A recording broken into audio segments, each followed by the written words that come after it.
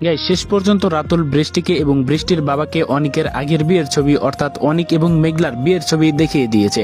তাহলে এবার কি হবে? এবার কি তাহলে আমরা গাইস দেখতে পারবো বৃষ্টির বাবা অনিককে কি পুলিশের হাতে ধরিয়ে দিবে?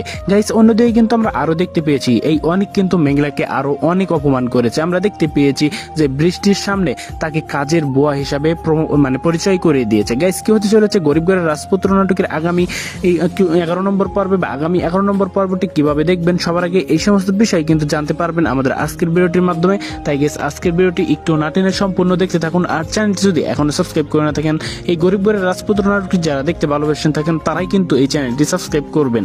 আর কে কোন চ্যানেল থেকে এই ভিডিওটি দেখছেন অবশ্যই কিন্তু কমেন্ট করে জানিয়ে দিতে ভুলবেন না। তো ইতিমধ্যেই গেস আমরা কিন্তু দেখতে পেয়েছি 10 নম্বর পর্বে কিন্তু অনেক ইন্টারেস্টিং কাহিনীগুলোই কিন্তু আমরা দেখতে পেয়েছি। 10 নম্বর পর্বে আমরা দেখতে পেয়েছি রাতুল কিন্তু বৃষ্টিকে ফোন দেয়, ফোন দিয়ে বলে যে এই অনিক আপনার সাথে অনেক প্রতারণা করছে। কি কি প্রতারণা করছে আপনি যদি জানতে চান তাহলে আমার সাথে দেখা করেন। তাহলে কিন্তু আমরা দেখতে পেয়েছি একটা স্পেসিফিক একটা লোকেশন বলে সেখানে গিয়ে দেখা করলে আমরা দেখতে পেয়েছি এই অনিক আপনার আগে আরেকজনকে বিয়ে করেছে, তাকে ডিভোর্স না দিয়ে আপনাকেই বিয়ে করেছে। অর্থাৎ এখন বর্তমানে অনিকের 2টা বউ রয়েছে।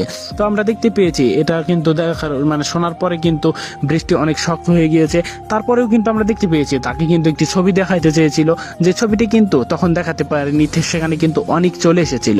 গাইস এই অনিক যে মেঘলার জন্য এত স্যাক্রিফাইস করছে, মেঘলার জন্যই মূলত বৃষ্টিকে বিয়ে করেছে, মেঘলার বাবাকে বাঁচানোর জন্যই মেঘলার হয়ে। তো সেই এতে কিন্তু আমরা কি বুঝতে পারবো তাহলে আমরা কি দেখতে পারবো পরবর্তী পর্বে মেঘলাকে আস্তে আস্তে বুঝতে চাইবে? মেঘলা তো আমরা এখন দেখতে পারছি কিছুতেই কিন্তু সে কিন্তু বুঝতে চেষ্টা করছে না অনিককে। তো অনিক এত স্যাক্রিফাইস করছে, অনিকের এই কষ্টের জন্য কারা কারা ওদের করছেন তারা কিন্তু অবশ্যই এই অনিকের এই স্যাক্রিফাইসের জন্য একটি লাইক দিবেন এবং অবশ্যই চ্যানেলটি কিন্তু সাবস্ক্রাইব করবেন।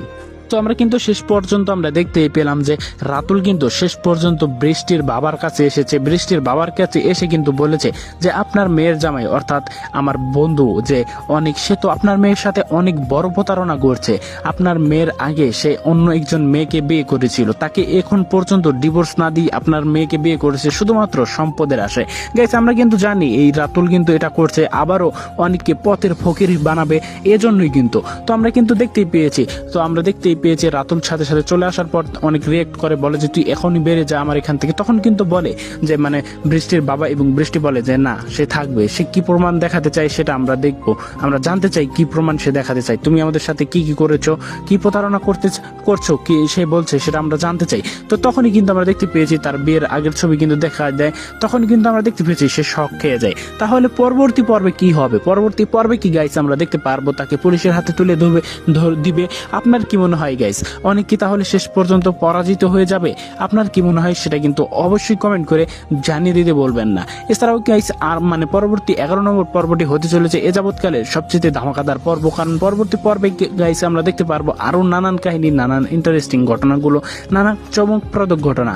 তো সেই ধামাকাদার পর্বটি কবে আসতে চলেছে সেটাই এখন জানানো যাক।